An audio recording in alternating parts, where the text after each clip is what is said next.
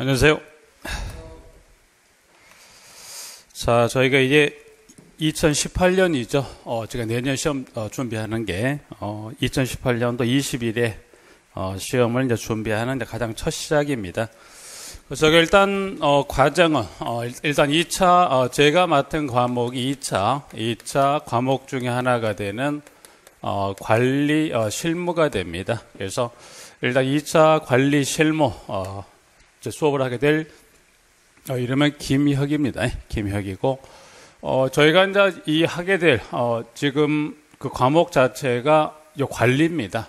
관리. 그래서 저희가 이제 관리는 어디라 할 거냐 그래서 일단은 잠깐 설명을 드리겠지만 저희가 이 하나의 공동주택 단지 있죠. 단지. 그래서 이 하나의 공동주택 단지를 누군가에 의해서 저희가 건설되고 공급된 이 하나의 공동주택 단지를 저희가 뭘 하게 되냐면 관리입니다. 그래서 2차 관리 실무, 이 실무는 이 하나의 공동주택 단지를 저희가 이 건설이나 공급이 아닌 어떤 측면에 놓고 저희가 수업을 진행하게 되냐면 관리 측면에 놓고 저희가 수업을 쭉 진행을 하게 될 겁니다. 부분들은.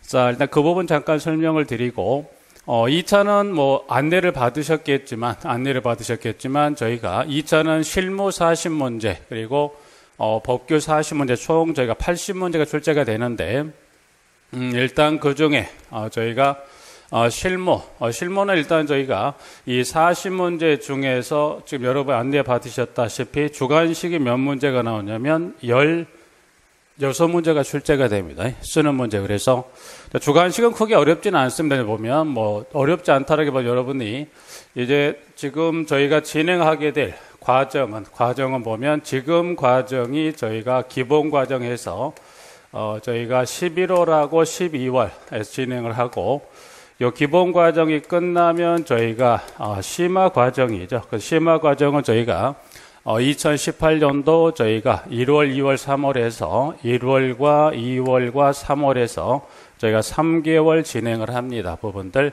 그리고 일단 2차 수업은 저희가 1, 2, 3월까지 일단 제가 마무리를 짓고 1차 집중반이 진행이 되고 나면 저희가 2018년 아마 7월 아직 공고가 되진 않았지만 올해로 이제 저희가 전 시험을 봤을 때는 아마 7월 중순에 1차 시험이 아마 끝날 겁니다. 1차 시험이 끝나게 되면 바로 제가 수업을 개강을 해서 아마 내년 21회 시험도 아마 10월 아마 초가 되지 않을까 싶긴 합니다. 일단 그건 봐야 되니까.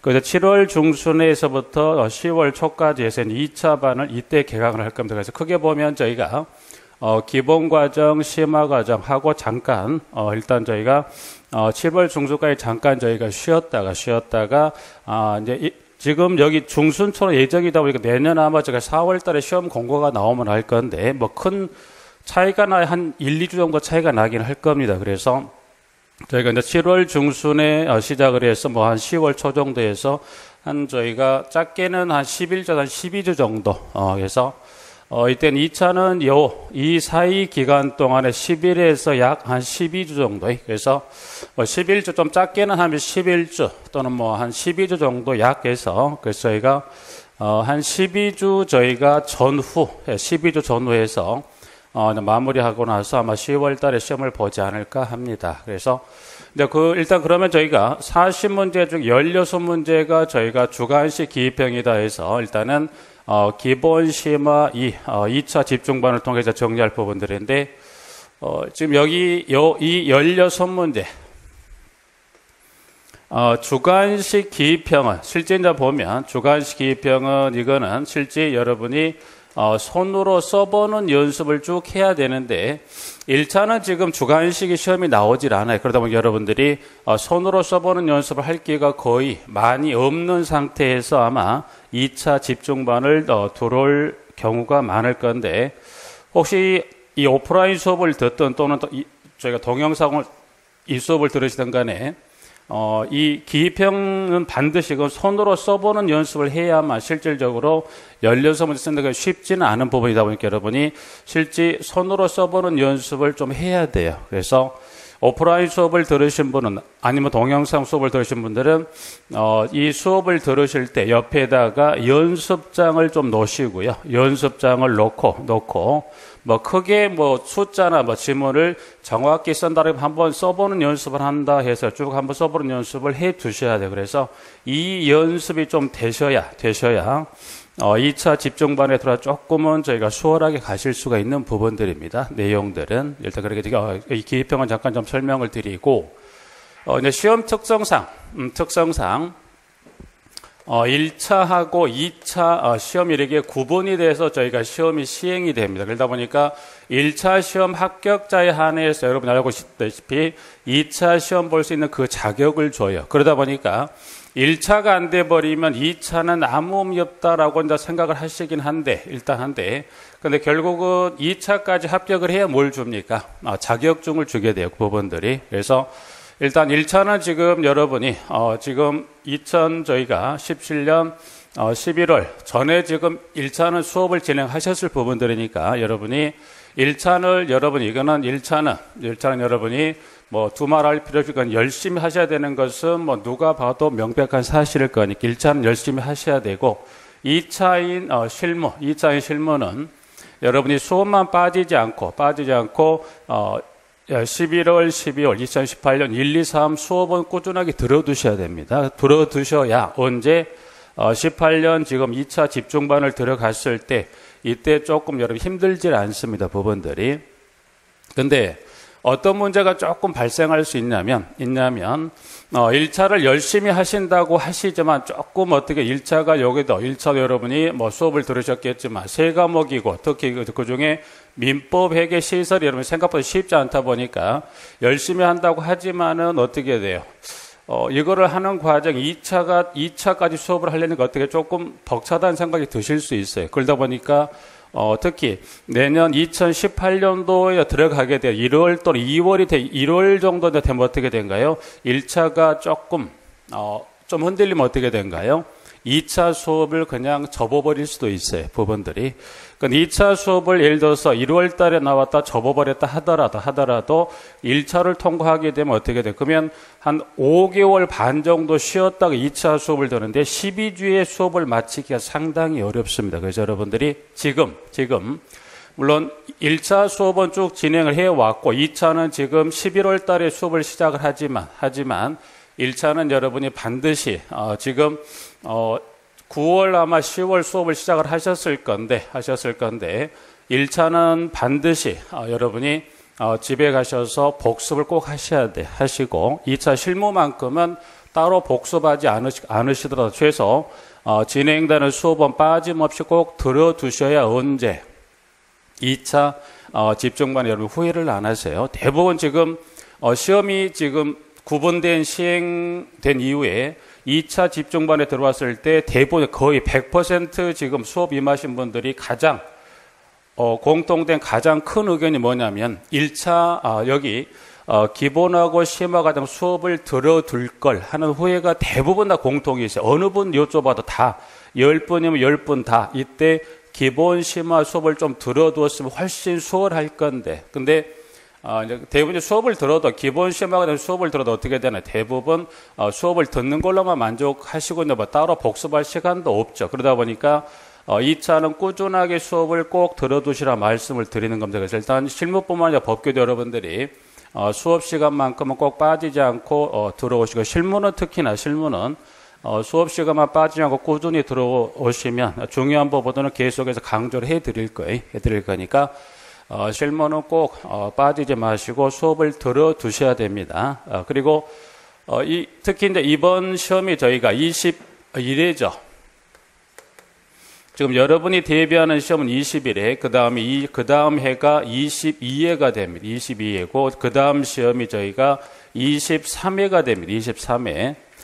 요것도 여러분이 안내를 받으셨을 부분이고, 혹시 안내를 받지 않으셨다면 이제 21회 시험을 보고 22회까지 하고 시험 제도가 바뀐 건 아마 알고 계실 거예요. 언제 바뀝니까? 시험 제도가 23에는 저희가 상대평가로 바뀝니다. 상대평가로. 상대평가로 바뀐 다음에 아직 1차, 2차 어떻게 갈지 그건 아직 안은 나오진 않았어요. 부분들. 그래서. 근데 21, 22회 때까지 절대평가로 이루어지고 23회 때 이제 어떤 형태로 가든가 1, 2차를 어떻게 할지는 아직 나오진 않지만 상대평가로 가면 이게 넘어가게 되면 시험이 지금 절대평가 하에서 자격증 취득보다는 상당히 어려워질 수밖에 없어요. 그러다 보니까 여러분들이 최소 여러분이 혹시나 한 번의 기회를 더 갖는다 하더라도 언제까지밖에 기회가 없다? 22회. 그러니까 혹시나 21회 때 뭐 두 과목이 안 될 수도 있고 아니면 1차가 합격을 하던 해서 22회 때 두 과목을 다시 보던 2차만 보시던 게 이제 절대평가 하에서 시험은 언제까지밖에 여러분이 물론 상대평가라고 해도 시험을 뭐 보고 자격을 취득할 수 있는데 어느 제도하보다는 절대평가는 훨씬 어려워져요. 시험이. 그러다 보니 여러분이 자격을 취득하시려면 이제 21회 늦어도 언제까지는 22회까지 자격을 꼭 취득하셔야 됩니다. 부분들이. 그래서 일단은 그러다 보니까 아무래도 지금까지 2차를 조금 소홀히 하신 것도 이제 보면 뭐 어떻게 이해가 가는데 이제 그래서 2차를 여러분이 기본 심화 과정을 빠지지 않고 수업을 들으셔야 될 부분들 2차까지 합격을 해야 어떻게 돼요? 자격이 교부가 되다 보니까. 그래서 2차 과목을 들어서 이 말씀을 드리는 게 아니라 여러분이 이제 상대평가로 넘어가게 되는 여기서 최소한 시작을 이제 하셨다면 최소 한 번의 기회를 더 본다는 부분까지 한다고 하면 22회까지는 마무리를 지으셔야 되고 물론 시험 특성상 1차 합격자에 대해서 2차 시험을 볼 수 있는 자격을 주다 보니까 그런 부담을 조금 여러분이 이러한 뭐 어떤 한시적인 한 2년의 어떤 기간의 제한 때문에 부담을 느끼실 수 있긴 합니다만 그래도 이제 2차는 빠지지 않고 들어두셔야 할 어떤 시기가 됐다고 말씀을 드리는 겁니다. 부분들은. 이제 그 부분 정도만 간단히 일단 설명을 하고 일단 저희가 관리 실무라고 말씀드렸죠. 그래서 일단은 실무는 지금 말씀드렸지만 하나의 단지를 건설 공급하는 게 아니라 무슨 측면에 저희가 관리와 관련된 이 측면에 대해서 어떻게 할 건지를 진행하는 수업이 됩니다. 그래서 여기는 일단 간단 뭐 저희가 지금 첫 시간에 여러분들에게 여러 가지 내용을 말씀드린다기보다는 지금 여기 나와 있듯이 이 기본 과정에서는 지금 저희가 진행하게 될 이 교재에 뭐 내용을 깊숙하게 들어간다기보다는 필요한 어떤 여러분들이 이 기본 11, 12 과정 여러분이 알고 넘어가셔야 될 어떤 기본 또는 기초적인 내용 위주로 좀 쭉 진행을 할 거고, 이제 그게 조금 쌓이게 되면 이제 심화 과정인 이 3개월에서 거기에 살을 붙여서 이제 전후 저희가 내용을 연결해서 수업을 진행하도록 할 겁니다. 부분들은. 자, 그럼 일단 저희가 여기 관리에 관련된 내용과 연관해서 몇 가지를 한번 좀 살펴보도록 하겠습니다. 내용은. 자, 그러면 2차 실무는 이 하나의 공동주택단지를 저희가 건설 공급한다. 그래서 이제 주택단지를 하게 되면 쉽게 주택단지를 하게 되면 이 하나의 공동주택단지입니다. 단지. 그러면 저희가 이제 쉽게 이거를 저희가 주택단지라 보죠. 주택단지. 주택단지는 다른 건 아주 쉽게 이제 보면 자, 예를 들어서 특정 아파트를 하나 짓고 싶어서 여기서 이 동그라미 이 동그라미를 저희가 이 하나의 땅덩어리로 보자. 그럼 여기를 뭘로 보죠? 그 땅덩어리를 주택단지로 보죠. 그러면 요 동그란 이 원내, 이 땅 내에다가 누군가는 이 주택단 일정의 시설들을 건설 공급을 합니다. 건설 공급하는데 그러면 저희가 이 하나의 아파트를 건설 공급할 때는 여기다가 뭐를 집어넣을까요? 라고 봤을 때 거주 공간인 저희가 주택이 있죠. 주택 하게 되면 여기서 이렇게 좀 잠깐 보시면 될 것 같아요. 여기서 이제 말한 주택이라 하면 그래서 저희가 주택 하게 되면 저희가 이 주택단지에서 주택이라는 의미는 여러분이 보시면 거주 공간을 생각하시면 되죠. 그래서 요 하나의 주택단지 예를 들어서 동은 저희가 5개 동, 그래서 1동부터 저희가 5동까지 해서 이제 각 동별 예를 들어 세대수가 저희가 500세대 볼까요? 각 세대 동별 세대수를 저희가 100세대. 자, 그러면 1동 100세대부터 5동까지 각 100세대에 총 이 주택단지는 몇 세대가 건설 공급됩니까? 500세대를 건설 공급하게 됩니다. 그래서 첫 번째 요 주택단지는 거주 공간이 뭘 집어넣어야 돼요? 저희가 주택을. 자, 그러면 여기는 주택만 집어넣어서 되는 건 아니고 이 거주 공간이 주택 외로 저희가 이 주택에 딸린 시설 설비다 그래서 뭘 집어넣습니까? 부대시설입니다. 자, 부대시설은 이 주택에 딸린 시설 설비다 그래서 부대시설을 저희가 그러면 부대시설 하게 되면 가장 대표적인 시설 하게 되면 여러분이 이번 시험에 합격을 하시면 주택관리사업 보혜 자격하고 현장에 관리사무소장으로 근무하시게 되는데 그 관리사무소장이 근무할 장소를 제가 뭐라고 부르죠? 관리사무소 있죠. 관리사무소도 주택단지는 일정에 그다음 관리사무소뿐만 아니라 저희가 주차장 그래서 여러 가지 이 주택에 딸린 시설 설비인 부대시설도 건설 공급해야 되고 그다음 주택은 1동부터 5동이다. 그럼 예를 들어서 전체 동에 사는 게 아니라 예를 들어서 5동에 예를 들어서 5동에 예를 들어서 505호다. 자, 그럼 예를 들어서 이 주택단지 5동의 505호에는 누군가는 거주하게 됩니다. 그러면 5동의 505호에는 누가 살까? 누군가는 살겠죠. 그러면 5동의 505호에 사는 사람의 사는 505호를 포함해서 이 주택에 거주하는 자들의 저희가 생활의 편리를 위해 설치하는 시설을 그걸 뭐라고 제가 표현하냐면 이거를 저희가 복리시설이라 합니다라고 해서 그러면 요 주택단지 내에는 뭘 또 건설 공급해야 돼요? 이 거주 공간에 이 거주 공간인 세대 전유 부분에 거주하는 사람들의 생활의 편리에 설치하는 시설을 그걸 뭐라고 그렇습니까? 이거를 복리시설. 가장 대표적인 또 여러분이 쉽게 아실 수 있는 게 공동주택단지 나가면 뭐가 있어요? 어린이 놀이터 있죠. 어린이 놀이터라든가 그 다음에 두 번째는 저희가 경로당이라든가 등등의 이 거주 공간인 이 부분에 거주하는 사람들의 생활에 편리한 시설을 뭐라고 그랬습니까? 복리시설. 그래서 이 하나의 공동주택단지, 이 주택단지를 건설 공급하기 위해서는 주택단지 내에 거주 공간인 주택을 포함을 해서 부대시설과 복리시설을 뭐합니까? 건설 공급을 합니다. 자, 그러면 요 하나의 이 공동주택단지를 저희는 어떻게 한다고 했으면 이거를 관리한다고 그랬어요.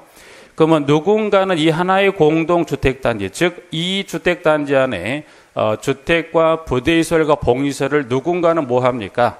건설 공급을 해주고 그거를 넘겨받아서 뭐 하자? 관리하자는 거예요. 그러면 누군가는 이 하나의 공동주택단지를 저희가 건설 공급하는 사람을 저희가 앞으로 수업 시간에 등장하는 용어에 관한 지문 중에 누구라고 그러냐면 사업주체라 그렇습니다. 그래서 저희가 이제 생각하는 사업주체라면 이 하나의 주택단지를 뭐 하더라? 저희가 건설 공급하고 사업주체는 이 하나의 단지를 건설 공급도 하지만 입주 초기까지 뭐 하냐면 관리까지 하고 철수합니다.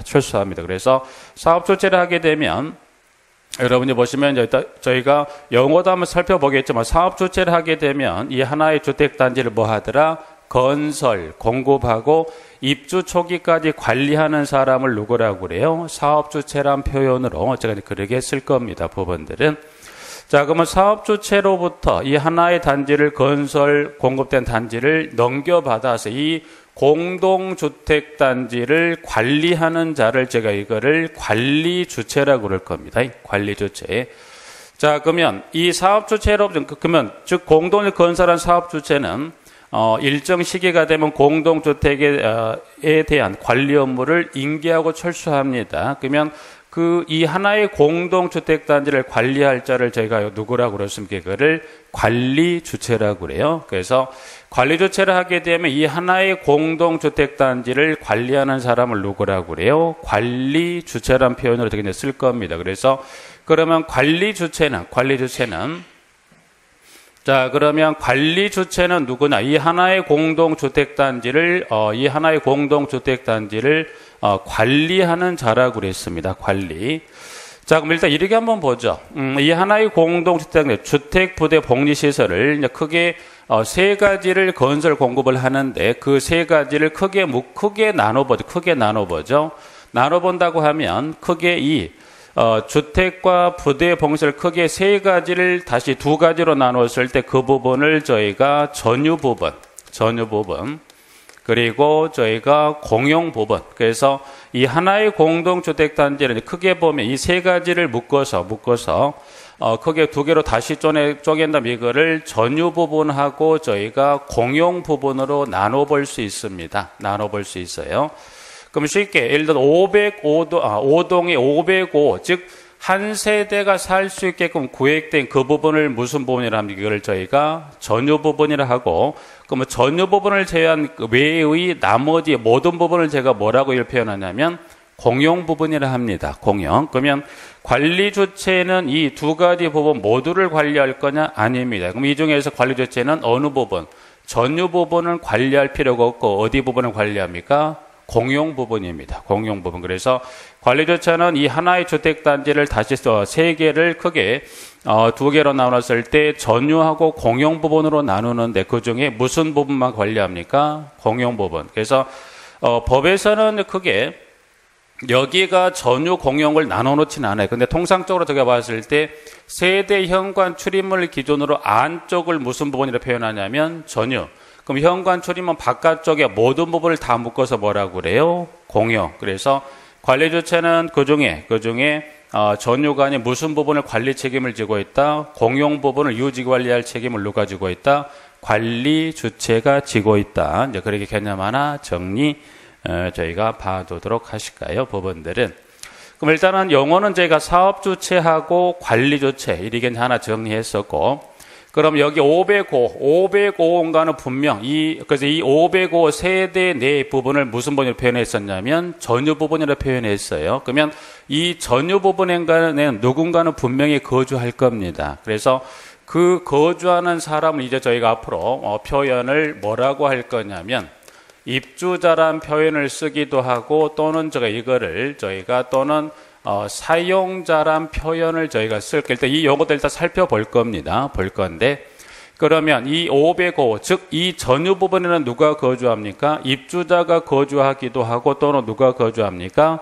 사용자가 거주하기도 합니다라고 표현할 건데, 제가 이제 통상적으로 공동주택 505호는 집주인이 살지 않고 뭐예요? 집주인이 세를 놓고 다른 데가 살 수도 있죠. 그러면 그 집주인이 아닌 제3회자가 그 제3회자를 우리가 보면 세입자란 표현을 쓰는데, 이제 세입자란 표현보다는 누구로 표현을 하게 되냐면 사용자란 표현을 써야 됩니다. 그러면 여기는 사용자가 일단 이 전유를 임차에 쓰는 자를 누구라고 그랬습니까? 사용자. 우리가 통상 세입자란 표현을 쓰는데 이제 그 표현 대신 뭐라고 써야 되냐면 사용자란 표현을, 그러면 사용자가 임차에 쓰지 않으면 누가 사는 걸까요? 입주자에서 나와 있는 부분인데, 그럼 일단 여기서 입주자 하게 되면 개념은 제가 세 가지로 좀 다시 한번 더 들어가 보죠. 자, 그러면 505호는 사용자가 거주하지 않으면 누가 거주합니까? 입주자가. 그러면 입주자 하게 되면 제가 이제 개념은 그 공동주택의 소유자입니다. 그래서 입주자 하게 되면 저희가 공동주택의 저희가 소유자를 의미하고요. 소유자를 대리하는 누구를 말하냐면 배우자, 그리고 소유자를 대리하는 저희가 직계 존비속 의미의 입주자 개념을 정리할 겁니다. 부분들은. 자, 그래서 일단은 여기 전유 부분에는 누가 거주합니까? 입주자 또는 누가 사용자가 거주할 거예요. 거주합니다. 그래서 여기서 사용자는 그 전유 임차하여 사용하는 자를 표현을, 그리고 입주자 개념은 다시 한번 들어가서 소유자와 배우자와 직계 존비속의 개념으로서 이제 정리할 수 있고, 이제 표현은 앞으로 제가 이제 보면 쭉 정리하다 보면 입주자 또는 사용자란 표현 대신에 뭐라고 이거를 표현하냐면 저희가 입주자 등이라고 그랬습니다. 입주자 등. 그러면 입주자 등이란 표현에는 누가 포함된 개념이다? 저희가 사용자가 포함된 개념이다라고 개념을 좀 정리를 하셔야 될 부분들. 그래서 이제 저희가 여기 입주자 등 하게 되면 누가 포함된 개념이다? 사용자가 포함된 개념입니다라고 생각을 하시고, 자, 저희가 이제 앞으로 시험을 대비한 현 입장이다 보니까 결국 그러면 이거를 구분이 되어 있고, 이거를 구분한 이유는 왜냐면 여기선 입주자와 사용자가 갖는 권리 의무 관계가 달라요. 예를 들어서 자, 공동주택 규모가 일정 공동규모 이상이면 저희가 또 뭐를 구성하게 되냐면 저희가 입주자 대표회의입니다. 입주자 대표회의를 저희가 구성을 합니다. 그러면 자, 입주자 대표회의 하게 되면 가장 대표적인 저희가 의결기구입니다. 자치의결기구라 이제 표현합니다. 그래서 입주자 대표회의는 제가 보면 자치의결기구예요. 자치의결기구인데 그러면 입주자 대표회의를 입주자 대표회의를 뭐 해요? 저희가 구성을 하죠. 그럼 입주자 대표회의를 저희가 구성을 하려면 그 구성원을 뽑아야 돼요. 그래서 그 구성원으로 제가 선출되는 자들을 제가 요거를 앞으로 표현 이거를 저희가 동별 대표자란 표현을 쓸 겁니다. 그러면 자, 입주자 대표회의를 구성하기 위해서 일단은 누구를 먼저 선출합니까? 저희가 동별 대표자를 저희가 선출해야 돼요. 그러면 이때 동별 대표자로 선출될 수 있는 그 권리 또는 자격은 이 입주자 사용자 중에서 누가 갖습니까? 둘 다 가질까요? 둘 중에 하나만 가질까요? 했을 때 이 동별 대표자로 선출될 수 있는 이 자격은 누구만 갖냐면 이때는 저희가 입주자만 갖습니다. 입주자만. 그러면 누구는 절대 동별 대표자로 선출될 수 없다는 거예요. 사용자는 절대 안 됩니다. 왜? 관련 법령에서 사용자는 안 된다. 누구만 가능하다? 입주자만이라고 표현했어요. 입주자만이라 표현했습니다. 그러면 누구는 절대 안 된가요? 사용자. 그럼 여기서 이제 말한 입주자 개념에는 누가 말합니까?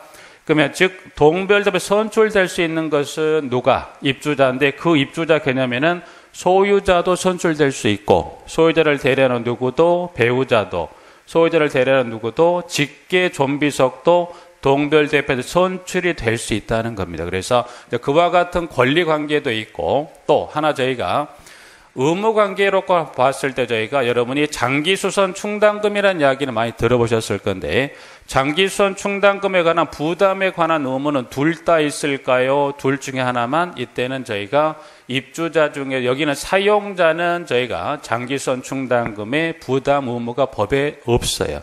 그러면 일단은 누구는 장기수선 충당금의 부담 의무에서 제가 제외되나요? 사용자가. 그래서 입주자와 사용자가 갖는 뭐가 다르더라? 권리 의무 관계가 달라요. 부분들에 그래서 그렇다는 거 하나 잠깐 설명을 드리고 또 하나의 공동주택에 가면 여러분이 우리나라에 저희가 헌법이 있듯이 그 개념은 아니겠지만 그래서 공동주택에 가면 여러분이 관리규약이다 그래서 여기를 자치규약이죠. 자치규약이.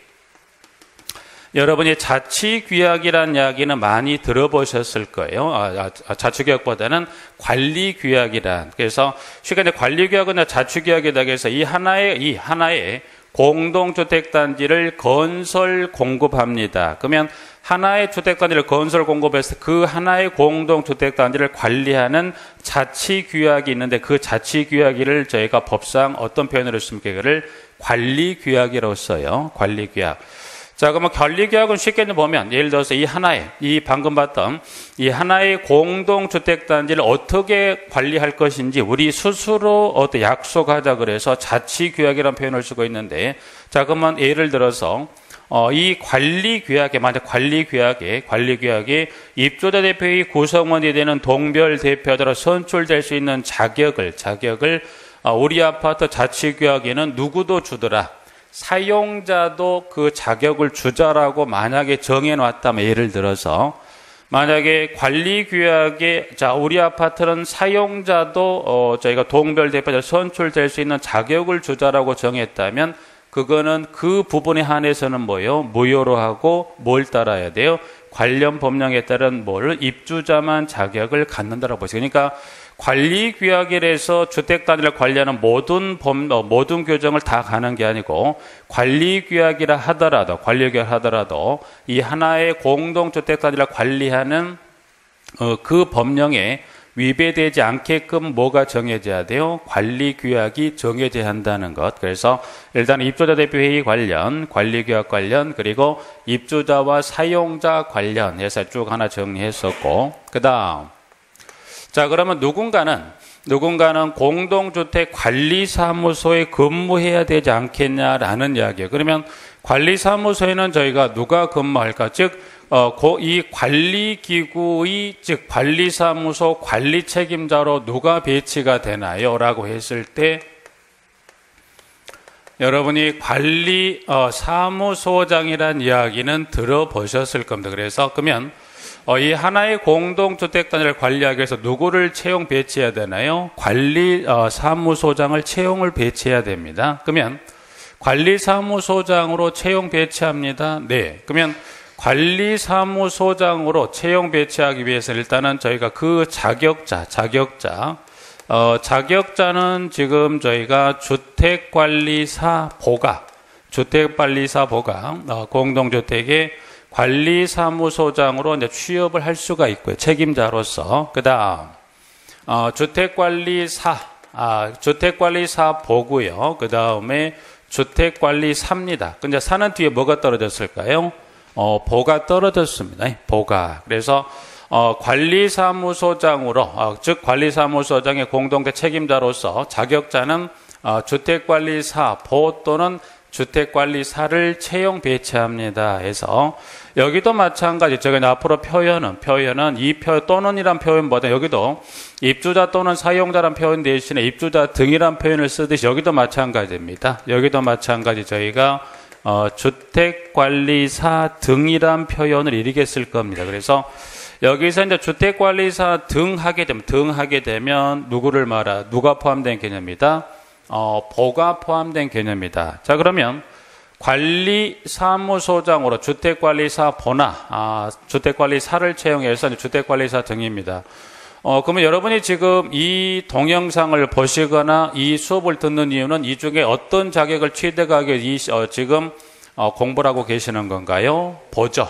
그래서 주택관리사 보는 저희가 이거는 시험을 통해서 자격을 취득하시기 위해서 여러분이 이 수업을 듣고 계시는 거고, 주택관리사는 이거는 시험은 아니고 이거는 여러분이 실무 경력입니다. 그래서 저희는 관련 법령 규정에 따라 보에서 사로 가는 실무 경력을 법에 정해놓고 있어요. 그래서 그 실무 경력에 해당하면 시험이 아닌 실무에 인정받아서 보에서 사로 자격을 바꾸게 되죠. 그래서 이제 주택관리사 등이라는 표현을 씁니다. 그러면 보나 사나 그게 별거 있을까요? 근데 법에서는 정해놨습니다. 그러면 관리사무소장으로 보나 사를 배치합니다. 그러면 관리사무소장을 저희가 배치해요. 여기는 배치 규모가 조금 다릅니다. 그러면 다르다는 것을 일단은 제가 보면 세대수가 500세대를 기준으로 해서 500세대 이상이냐 미만에 따라서 이제 관리 책임자로서 소장 자격자가 좀 다른데 그럼 500세대 저희가 이상 그러면 500세대 이상이면 이 중에 어떤 자격자를 채용할까라고 봤을 때 500세대 이상 밑에는 저희가 주택관리사만 갑니다. 보는 못 가요. 그래서 주택관리사 보는 어디에 갑니까? 세대에서 500세대 미만에는 누가 갑니까? 보가 가요. 그러면 세대수가 500세대 미만은 여기 500세대 이상은 주택관리사만 채용 배치합니다. 그러면 500세대 미만에는 누가 갑니까? 주택관리사 보만? 아니, 여기는 주택관리사 보도 가지만 누구도 가냐면 주택관리사예요. 그러니까 여러분이 주택관리사의 자격을 취득하시면 배치되는 공동주택 규모는 제한이 있다 없다? 규모에 제한 없이 이상 미만을 갈 수 있지만 무슨 자격을 갖고 계시냐면 보를 갖고 계시면 어디는 못 간가요? 500세대 이상은 근무를 하지 못해서 여러분이 반드시 시험을 합격하셔서 이 법에 따른 실무 경력을 인정받아서 사 자격을 취득하셔야만 하겠더라? 배치되는 공동주택 규모가 관계없이 근무하실 수가 있죠. 아무래도 세대수가 결국은 그러면 관리사무소장으로 채용이 됐어요. 네. 그러면 채용이 됐다면 세대수가 예를 들어서 300세대인 공동주택하고 예를 들어서 그리고 공동주택 규모가 저희가 3000세대인 공동주택하고 급여 수준이 또는 급여 기준이 같을까요? 어디가 더 많이 주겠어요? 300보다는 결국은 이 관리사무소장 급여는 어떻게 된가요? 세대수 n분의 1이다 보니까 아무래도 물론 일도 여기보다 훨씬 많고 관리할 직원도 훨씬 많다 보니까 아무래도 급여는 300세대보다는 일도 많고 뭐 관리할 직원도 많겠지만 급여는 어디가 훨씬 많을까요? 3000세대가 많겠죠. 그래서 세대수는 여러분이 보시면 이제 500세 미만 이상으로 나눠놨지만 여러분이 아무래도 근무하는 세대수는 좀 큰 대규모, 뭐 대규모라고 해서 꼭 3000세대가 많지는 않습니다만 그래도 단편적으로 뭐 비교해 봤을 때 300, 근데 여기서 예를 들어서 이 급여 10배를 받는 건 아닙니다. 예를 들어 여기 300세대 받는 급여 10배 그건 아니고 아무래도 세대수가 많으면 급여 기준 또는 수준이 훨씬 높다는 그래서 여러분이 여기 소장님으로 계속 근무하시려면 반드시 뭘 따셔야 돼? 살을 따서 세대수가 좀 큰 규모 단지로 근무하시는 여러분이 어떤 급여 수준 조금 올릴 수 있는 부분이기도 합니다. 그래서 그 부분 잠깐 설명을 드린 거고. 자, 그러면 이제 보죠. 요것도 한번 보죠. 자, 그러면 관리사무소장이 여러분이 자격을 취득을 했어요. 이제 보를 취득하든 또는 사를 취득했어요. 자, 배치 규모는 500세대 이상 미만에 따라 4보를 나눠놨습니다. 저희가 이제 또 하나 정리해야 될 규모가 뭐가 있냐면, 의무 관리 대상 공동주택입니다라는 표현을 저희가 앞으로 뭐 기본과정, 심화과정에서 관련 법령에 의무 관리 대상 공동주택이라는 표현을 많이 쓸 거예요. 그러면 저희가 의무 관리 대상 공동주택의 범위는 저희가 관련 법령에서 몇 가지 공동주택을 저희가 의무 관리 대상으로 분류하냐면 총 4가지를 분류하고 있어요. 4가지를. 자, 그러면 여기서 이제 말하는 의무 관리 대상 공동주택 범위하면 4가지, 하나, 둘, 셋, 넷에 4가지 규모의 공동택을 저희가 이제 앞으로 자주 보게 될 의무 관리 대상 공동택으로 분류할 겁니다. 그래서 첫 번째. 자, 300세대 이상입니다. 300세대 이상의 300세대 이상의 공동주택을 이 넷 중에 하나의 범위로 갑니다. 하나의 범위로. 이제 법에서는 300세대 이상만 그 뒤에 아무 이야기 언급이 없어요. 그럼 여러분이 여기서 이제 말하는 300세대 이상의 여기에 숨은 의미를 좀 이해를 하셔야 좀 앞으로 수업을 하는데 법에서는 뭐만 언급하고 있다. 1번에 300세대 이상만 언급하면 여기서 300세대 이상이라 하게 되면 그 공동주택에 뭐가 없냐면 승강기가 설치되어 있지 않습니다. 그리고 난방도 무슨 난방이냐면 저희가 개별 난방입니다. 개별 난방. 난방은 저희가 이제 뭐 난방 방식에 따른 부분 크게 봤을 때 이제 개별 난방은 무슨 난방일까요? 우리 집에 보일러를 놓고 그 보일러를 뭐 여론으로 해서 난방하는 것을 개별 난방 또는 공동주택단지 지하에 커다란 보일러를 설치해서 그 보일러를 통해서 주택단지 전체를 난방하는 것을 중앙난방. 그럼 여러분이 중앙난방을 쉽게 볼 수 있죠. 공동단지 커다란 굴뚝이 있어요. 그게 무슨 난방? 중앙난방이고 지역난방은 공동주택단지 내가 아닌 지역난방공사로부터 열을 배관을 통해서 공동주택단지 지하로 공급받아 난방하는 걸 무슨 난방? 저희가 지역난방이라고 그랬습니다. 그래서 난방은 저희가 세대 내 보일러가 있다. 개별 난방. 공동주택 단지에 커다란 보일러를 설치해서 주택단지 전체 난방하는 것을 저희가 중앙난방, 그리고 지역난방 공사로부터 공급받아 난방하는 것을 지역난방이라 표현하는데, 여기서 말하는 300 이상은 이 숨은 뜻은 뭐가 없다? 승강기도 없고 난방이 무슨 난방? 개별 난방이에요. 그래서 여기는 여러분이 이렇게 주로 여러분이 통상 제일 쉽게 생각하면 여기는 보면 주로 5층짜리 저층 아파트 있죠, 여러분들이. 주로 5층짜리. 뭐 아직도 남아있는 것도 있긴 하지만 거의 다 뭐 재건축가 다 없어져 버리긴 했습니다만 여러분이 여기서는 주로 5층짜리야. 하나, 둘, 셋, 넷, 5대. 이 5층짜리 저층이면서 난방이 무슨 난방이다? 개별 난방인 공동택. 즉, 여기는 뭐만 충족되는 거예요? 세대수만 몇 세대 넘어가면 300세대 이상이 되면 뭘로 분류합니까? 의무관리 대상으로 첫 번째, 두 번째. 자, 두 번째는 지금 저희가 세대수가 저희가 150세대 이상입니다. 이상이면서 플러스 저희가 이 승강기가 설치됐습니다. 그래서 150세대 이상으로서 뭐가 설치됐다? 승강기가 설치된 공동주택을 의무관리대상 공동주택으로 분류하고, 그 다음에 세 번째는 지금 여기도 마찬가지 세대수가 저희가 150세대 이상이면서 방금 설명대로 난방은 저희가 중앙난방 또는 지역난방 방식인 공동주택을 저희가 의무관리 대상으로 분류합니다. 세 번째. 그 다음에 네 번째. 여러분이 주택관리 산하 또는 사회 자격을 가지고 여러분이 분양공동주택이나 민간 임대주택에도 근무하시지만 어디 가서도 근무하신가요? 여러분이 분양과 임대에 가서 근무하시면 또 여러분이 어디 가서 근무하실 수 있어요? 우리가 이제 통상 이 하나의 건축물에 주거용과 상업용이 같이 지어진 건물을 저희가 뭐라고 부릅니까? 주상복합건축물이에요. 그럼 여러분이 자격을 취득 하시면 분양 임대주택에 근무하시면 어디 가서 근무하세요? 주상복합건축물에 가서 근무하는데, 그러면 이 주상복합건축물이 의무관리 대상으로 분류가 되려면 이 중에 주거용의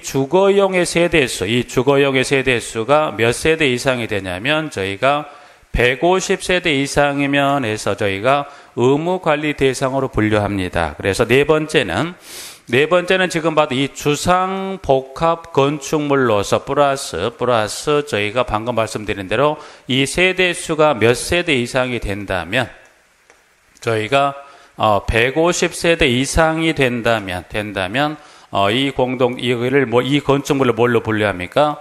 의무관리 대상 공동주택으로 분류한다는 것에서 일단 여러분이 의무관리 공동주택 범위는 몇 가지가 있을까요? 하나, 둘, 셋, 네 가지가 있는데, 그래서 요 네 가지를 일단 저희가 앞으로 이 공동주택 범위 요거는 저희가 자주 볼 거예요. 자주 볼 부분들이 여러분이 일단 여기는 이 공동주택 범위는 꼭 하나 기억하셔서 저희가 의무관리 대상 공동주택 몇 가지가 있다? 하나, 둘, 셋, 네 가지가. 자, 그러면 요거를 이제 정리했던 이유는 자, 그러면 이제 이 의무관리 대상 공동주택 범위에 해당한다면 몇 가지 규정을 정리하고 제가 넘어가야 돼요. 자, 그러면 요 공동주택 저희가 이 범주에 해당이 됐다고 보면 자, 보죠. 몇 가지를 보죠. 첫 번째. 자, 그 공동주택 범위 최소 여기 나와 있는 요 넷 중에 하나에 해당한다면 첫 번째, 관리 책임자로 누구를 배치해야 되냐면 저희가 관리사무소장을 배치해야 되는 배치 규모의 공동택을 물어본 최소 어느 규모의 공동택은 이때 배치합니까? 그래서 관리사무소장을 배치하면 이때는 선택에는 꼭입니다. 꼭 배치해야 돼. 그래서 그러면 관리사무소장을 배치할 공동택의 규모를 물었을 때는 최소 어느 규모면 소장을 꼭 배치합니까? 요 규모 중에 하나에 해당하면 소장을 꼭 배치해서 여러분이 자격을 취득하시면 분양주택이든 임대주택이든 주상복합 건축물이든 최소 요 규모에 해당하는 저희가 규모라면 반드시 누구? 관리 책임자라 누구를 배치해요? 관리사무소장을 배치해요. 소장을 배치하는데 이 규모에 따른 세대수가 몇 세대 이상이면 500세대 이상이면 누가 가요? 주택관리사를. 요 세대 미만이면 누가 가요? 주택관리사 또는 보를 배치해야 돼요. 이때는 선택이 아니에요. 뭐라고 돼 있어요? 꼭입니다. 안 하게 되면 관련 법령에 따라 저희가 1,000만 원 이하의 벌금이 있어요. 그래서 이 규모 이상은 꼭 배치하고 이 규모로서 500세대 이상이면 또 미만에 따라 사보를 배치하는 규정을 두고 있다는 것 하나. 그 다음에 두 번째. 자, 지금 저희가 좀 전에 말씀드렸죠. 누가 하나의 단지를 건설 공급하더라? 사업주체가. 그러면 결국 사업주체는 언젠가는 뭐 한다고 말씀드렸냐면 방을 뺀다. 즉, 업무를 인수인계하고 가요. 그러면 사업주체 관리가 끝났습니다. 그러면 저희가 사업주체 관리가 끝났어요. 그러면 사업주체는 제가 차후에도 정리했지만 언젠가는 방을 뺍니다. 방을 뺀다는 것은 업무를 인수인계하고 철수하게 돼요. 그러면 사업주체 관리가 끝났어요. 그럼 사업주체 관리가 끝난 공동주택은 둘 중에 하나입니다.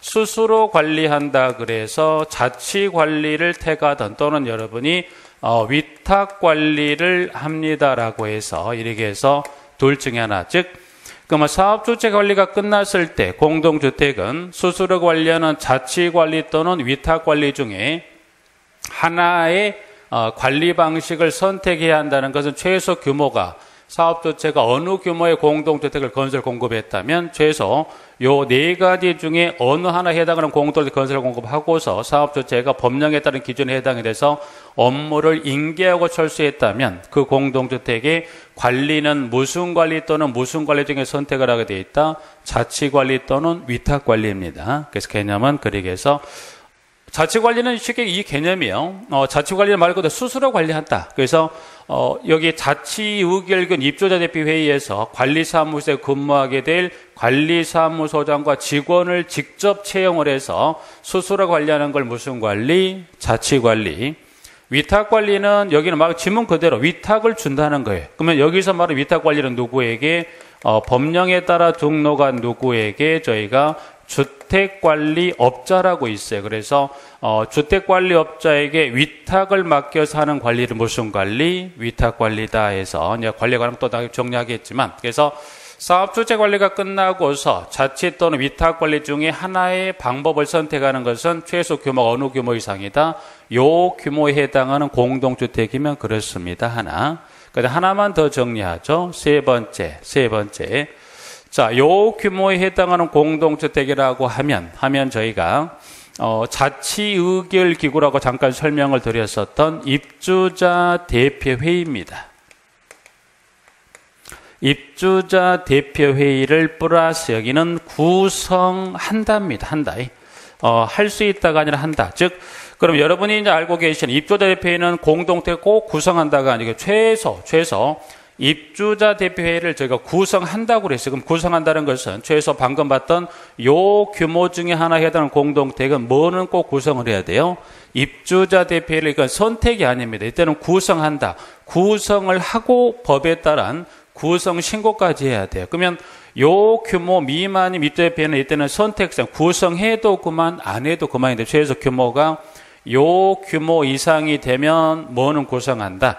입주자대표는 이건 선택이 아니라 반드시 뭐 하더라. 구성해서 뭐까지? 구성 신고까지 한다는 것까지 해서 일단은 자 그러면 여기 들어가기 전에 가장 첫 번째 여러분이 이 공동주택 보면 몇 가지인가요? 하나, 둘, 셋, 네 가지. 이 넷 중에 하나에 해당하는 공동주택은 반드시 여러분 꼭 기억할 게 넷 중에 하나에 해당하면 첫 번째 누구는 배치해야 돼요? 소장 선택에는 꼭 배치해야 되고 이 중에 하나에 되면 사업주체 관리가 끝나면 무슨 관리를 선택할 수 있다? 둘 중에 하나의 관리 방식에 따라 선택을 해야 되고 그리고 이 규모에 해당하면 반드시 뭐는 입주 대표는 이건 선택이 되는 뭐 하더라? 구성한다. 꼭 구성을 해야 됩니다. 그래서 기본 개념 하나 설명을 저희가 드렸습니다.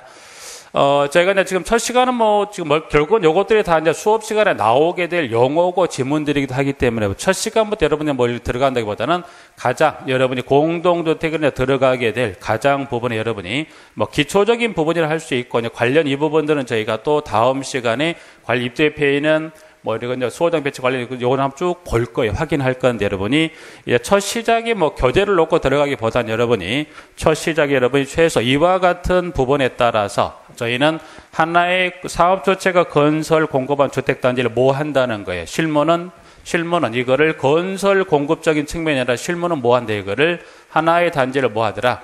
어떻게 관리할 건지 관리에 관련한 부분에 따른 내용의 법을 저희가 정리한다는 겁니다. 그래서 주로 이제 보면 이제 이 주택단지를 건설 공급에 관한 부분은 주로 이제 100%는 아닙니다만 저희가 건설 공급에 관한 부분들에 대해서 주로 이제 보면 법규 쪽에서 실무는 건설 공급된 단지를 넘겨받아서 뭐 하더라? 관리하는 주로 이제 보면 그래서 2차 과목인 실무 법규를 크게 봤을 때는 하나의 단지를 뭐 하더라? 건설 공급적인 측면은 이제 주로 어디 쪽에서 법규 쪽에서 그리고 관리에 관한 측면은 주로 어디에서 실무에서 물론 영역이 겹치는 부분들이 있어요. 물론 법규라고 해서 관리 측면이 안 나오는 건 아니지만 법규도 관리 측면이 나옵니다. 그러나 관리적인 부분의 어떤 출제 문항을 봤을 때 실무 법규보다는 어디 쪽이 훨씬 많습니까? 실무가 훨씬 많이 나요. 물론 법규도 출제가 되지만 법규는 주로 이제 보면 건설 공급의 출제 문항이 조금 많다면 실무는 건설 공급은 거의 실무 쪽은 미미하지만 그 실무는 주로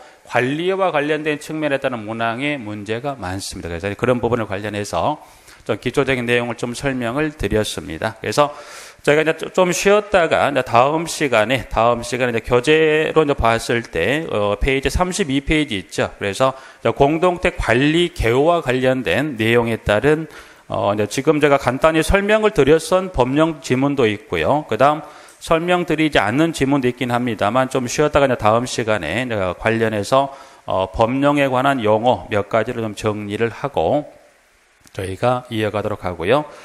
첫 번째 시간은 여러분이 조금 관련 기초적인 용어 몇 가지를 설명드린 시간을 갖도록 하고 좀 쉬었다가 저희가 두 번째 시간을 갖도록 하겠습니다. 네, 수고하셨습니다.